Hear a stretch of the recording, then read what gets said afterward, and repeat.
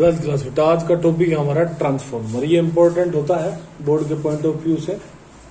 अब सबसे पहले हम बात करते हैं भाई व्हाट इज ट्रांसफॉर्मर। तो सभी जानते हैं ट्रांसफॉर्मर क्या होता है। ट्रांसफॉर्मर बेटा एक ऐसी इलेक्ट्रिक डिवाइस होती है, ठीक है, जो क्या कर सकती है बेटा, आपकी जो कर सकती है अल्टरनेटिंग करंट यानी कि AC at low voltage convert into high voltage, clear बेटा, या फिर AC at high voltage convert into low voltage, clear बेटा। ये काम होता है आपके ट्रांसफॉर्मर का, ठीक है। यानी कि जो आपकी हाई वोल्टेज एसी आती है उसको लो वोल्टेज में बदल सकता है, और अगर लो वोल्टेज एसी आती है तो उसको बेटा आपका हाई वोल्टेज में बदल सकता है, क्लियर है। इसी के बेस्ड पर ट्रांसफॉर्मर की अगर टाइप की मैं बात करूं तो ट्रांसफॉर्मर ये वाला जो लो से हाई में बदलता है इसको बोलता है बेटा आपका स्टेप अप ट्रांसफॉर्मर, क्लियर है बात। और जो हाई से लो में बदलता है इसको क्या बोलते हैं आपका, इसको बोलते हैं स्टेप डाउन ट्रांसफॉर्मर, क्लियर है। इसी से आप समझ सकते हैं जो हाई कर दे यानी कि अप कर रहा है, जो लो कर देगा तो वो क्या कर रहा है बेटा, तो इसको बोलते हैं आपका स्टेप डाउन ट्रांसफॉर्मर। तो ट्रांसफॉर्मर का सबसे पहले अगर प्रिंसिपल हम देखते हैं तो प्रिंसिपल जो होता है आपका, जो 6th चैप्टर में आपने पढ़ा था बेटा, ये होता है म्यूचुअल इंडक्शन। म्यूचुअल इंडक्शन के ऊपर आपका जो ट्रांसफॉर्मर है वो डिपेंड करता है। तो म्यूचुअल इंडक्शन की अगर मैं एक बार थोड़ा सा रिवाइज आपको कराऊं तो आप लोगों ने देखा था क्या कि अगर हमारे पास कोई दो कोयल्स हैं, जैसे बेटा आपकी मान लिया एक कोयल ये हो गई और एक कोयल मान लिया ये हो गई, ये प्राइमरी कोयल होती है, इसको सेकेंडरी कोयल बोलते हैं, ठीक है। इसको इनपुट कोयल भी कहा जाता है और इसको आउटपुट कोयल, क्लियर है बात। तो आप देख सकते हैं सबसे पहले कि दोनों में नंबर ऑफ टर्न्स डिफरेंट होते हैं, ठीक है। पहली में ज्यादा होंगे या दूसरी में ज्यादा होंगे, या पहली में कम होंगे दूसरी में कम होंगे, वो डिपेंड करेगा कि आप किस टाइप का ट्रांसफॉर्मर चाहते हैं। आप स्टेप अप बनाना चाहते हैं या स्टेप डाउन ट्रांसफॉर्मर बनाना चाहते हैं। तो उसके लिए मैं आपको बताना चाहूंगा कि अगर आपको स्टेप अप ट्रांसफॉर्मर चाहिए तो जो सेकेंडरी कोयल होगी बेटा, इसी से याद कर लो बस, सेकेंडरी कोयल के अंदर नंबर ऑफ टर्न्स ज्यादा होने चाहिए प्राइमरी के अकॉर्डिंग। और अगर आप इसको स्टेप डाउन बनाना चाहते हैं तो स्टेप डाउन तो ये है ही जो आपके सामने है, यानी कि प्राइमरी से कम टर्न्स होने चाहिए सेकेंडरी के अंदर, क्लियर बेटा बात, ठीक है। तो हम जो बात कर रहे थे वो कर रहे थे एक बार म्यूचुअल इंडक्शन, किस तरीके से इसके ऊपर बेस्ड होता है। तो हमने पढ़ा था कि म्यूचुअल इंडक्शन में अगर हमारे पास दो कोयल हैं और कोई भी चेंज, ठीक है, ड्यू टू करंट अगर हम पहली कोयल में करते हैं प्राइमरी में, तो इसका इफेक्ट किसके ऊपर पड़ता है बेटा, आपका सेकेंडरी के ऊपर। यानी कि इसके अंदर एक फ्लक्स जो है वो चेंज होता है due to this primary coil, और जैसे ही इसके अंदर फ्लक्स चेंज होगा तो आप लोग जानते हैं यानी कि मैग्नेटिक फील्ड चेंज होगा, जिससे फ्लक्स चेंज होगा, तो इसके अंदर भी एक करंट जो है वो क्या हो जाता है बेटा आपका, इंड्यूस्ड हो जाता है, ठीक है, ड्यू टू ईएमएफ, क्लियर है बात। इसी को क्या बोलते हैं आपका, म्यूचुअल इंडक्शन बोलते हैं। तो यही चीज ट्रांसफॉर्मर में आपकी अप्लाई होती है, यानी कि जो भी आप लोग लाइन लेके आ रहे हैं वो इस इनपुट कोयल में ऐड किया जाएगा, इसके इफेक्ट से करंट किस में जाएगा बेटा आपका, सेकेंडरी कोयल में, ठीक है। और इन टर्न्स की वजह से ये वोल्टेज हाई और लो एक तरीके से आपका कर देता है, क्लियर बेटा बात। तो यहाँ पे अगर हम बात करते हैं तो ये जो है हमारा, ये मैं लिख देता हूं, चलो आपका ये हो गया बेटा आपका स्टेप डाउन, क्लियर बात। क्यों है ये स्टेप डाउन, क्योंकि सेकेंडरी में टर्न्स कम है और प्राइमरी में ज्यादा, ठीक है। और अगर मैं यहाँ पे दूसरा बनाऊं तो अब की बार आप देख सकते हैं कि हमारे सेकेंडरी में ज्यादा टर्न्स हैं और प्राइमरी में कैसे हैं बेटा आपके कम। तो ये जो होगा बेटा इसको बोलते हैं आपका स्टेप अप ट्रांसफॉर्मर, क्लियर है। अब हम बात करते हैं इसमें कि ये किस तरीके से जो ईएमएफ आपका बनेगा वो कितना होगा। तो ईएमएफ जो प्राइमरी कोयल का होता है, ईपी आपने पढ़ाई है बेटा, सबसे पहले वो किसके ऊपर डिपेंड करेगा, आपका नंबर ऑफ टर्न्स के ऊपर। मैं थोड़ा सा ये कैमरा नीचे कर लेता हूँ। ये डिपेंड करेगा बेटा आपका सबसे पहले इसके नंबर ऑफ टर्न्स के ऊपर, और फिर d∅/dt होता है। इसी तरीके से अगर ES की मैं बात करूं तो ये कितना होगा बेटा आपका NS d∅/dt। तो अगर मैं दोनों को डिवाइड करता हूं तो d∅/dt कैंसिल आउट हो जाएगा, माइनस से माइनस भी कटेगा, तो EP upon ES equals to कितना हो जाएगा बेटा आपका एनपी अपॉन एनएस। तो आप यहां से भी देख सकते हैं टर्न्स की बात कि जो ईएमएफ है वो नंबर ऑफ टर्न्स के कैसा है बेटा आपका डायरेक्टली प्रोपोर्शनल, ठीक है, यानी कि जिसमें ज्यादा होंगे उसका ईएमएफ ज्यादा हो जाएगा, जिसमें कम होंगे उसका ईएमएफ आपका कम हो जाएगा। तो एक रिलेशन आपके पास ये बनता है। क्लियर बेटा? नेक्स्ट अगर हम बात करते हैं, ठीक है, इसमें एक चीज का और आप लोगों को ध्यान रखना है कि जो आपका एनर्जी का लॉस है, यानी कि जो ट्रांसफॉर्मर है उसको आइडियल कंसीडर किया जाता है। ठीक है, कैसा? ट्रांसफॉर्मर जो है आपका उसको हम आइडियल कंसीडर करते हैं। आइडियल का मतलब क्या होता है बेटा आपका कि पावर का जो लॉस है वो कितना हो बेटा आपका 0, यानी कि कोई भी पावर लॉस ना हो। कोई भी पावर लॉस से मतलब कि इनपुट पावर जो है आपकी, इनपुट पावर वो बराबर होनी चाहिए किसके बेटा आपका आउटपुट पावर के, आउटपुट पावर के। तो इनपुट पावर किसके ऊपर डिपेंड करेगी? इनपुट पावर डिपेंड करेगी इनपुट एक तरीके से यानी कि प्राइमरी कॉइल के ऊपर, और आउटपुट पावर किसके ऊपर डिपेंड करेगी बेटा आपकी सेकेंडरी कॉइल के ऊपर।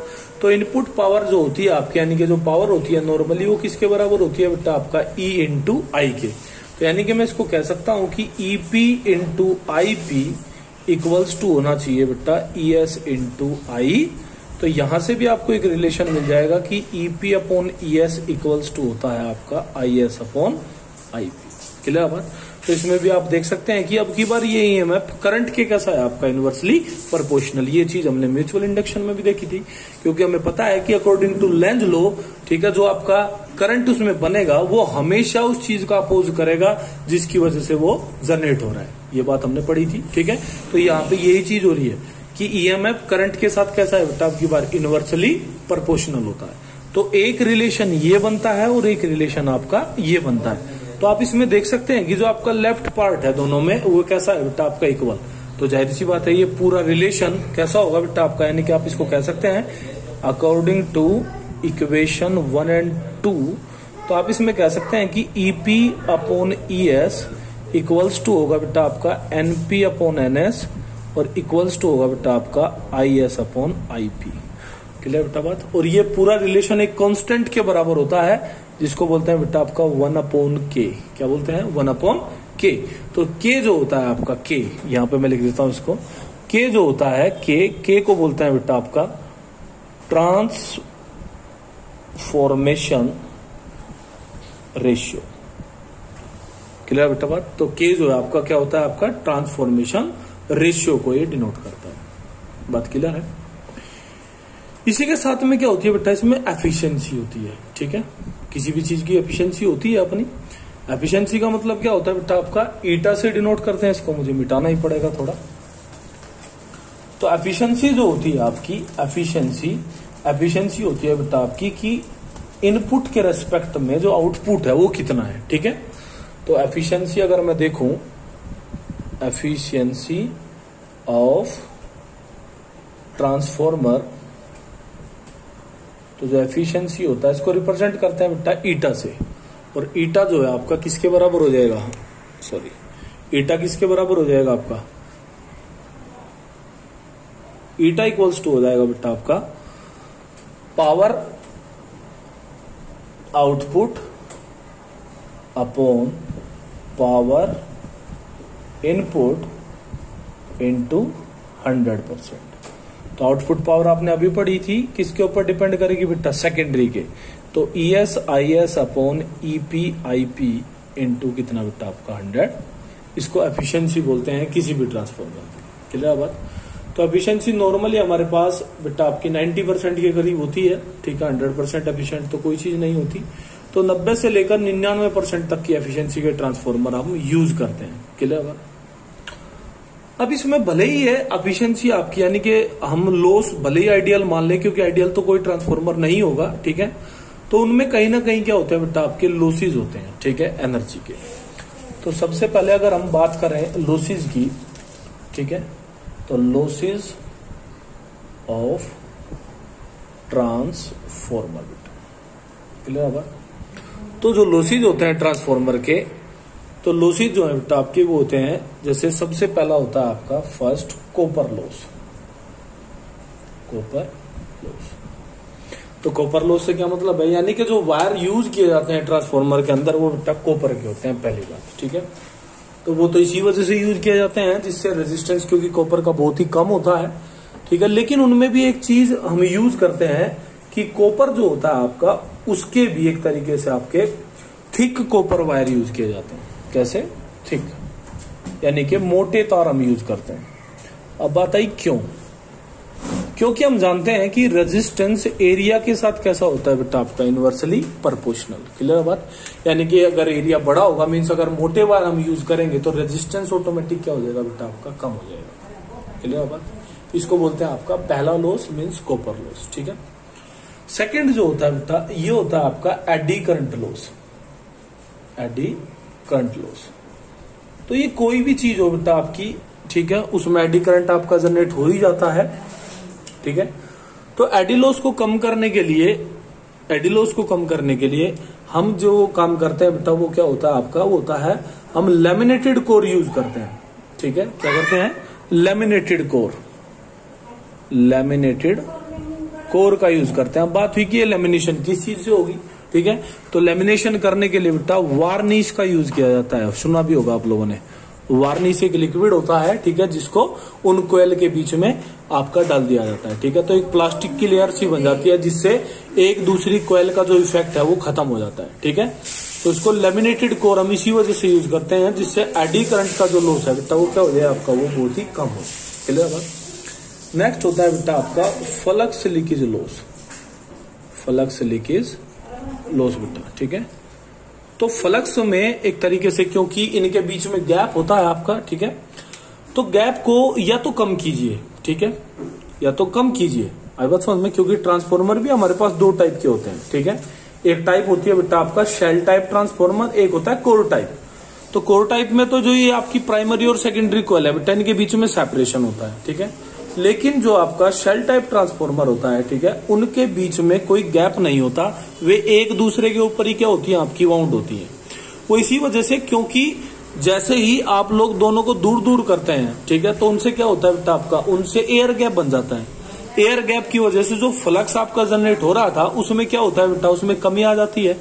उसी को बोलते हैं फ्लक्स लीकेज। क्लियर बात?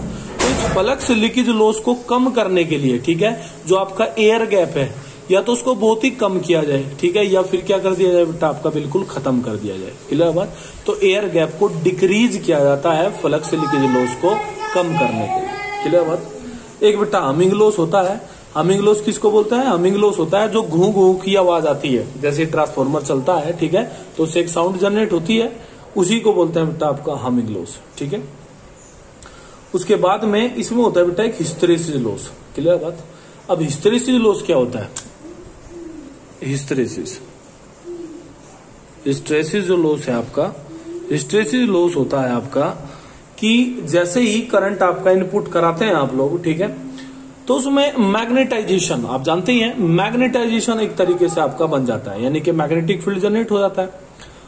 लेकिन जैसे ही करंट खत्म होता है उसमें से, तो उसमें डीमैग्नेटाइजेशन हो जाना चाहिए। लेकिन आपने जो म्यूचुअल इंडक्शन पढ़ा था तो उसमें क्या बात पड़ी थी? उसमें पढ़ा था बेटा कि हम कभी भी, ठीक है, एक दूसरे के इफेक्ट को खत्म नहीं कर सकते। आई बात समझ में? यानी कि पूरी तरीके से आप उसको डीमैग्नेटाइज नहीं कर पाएंगे, ठीक है। तो इसी लॉस को हम बोलते हैं बेटा आपका हिस्टेरेसिस लॉस। तो ये होता है बेटा आपका ट्रांसफार्मर। मेरे ख्याल में बात समझ आई होगी। ओके।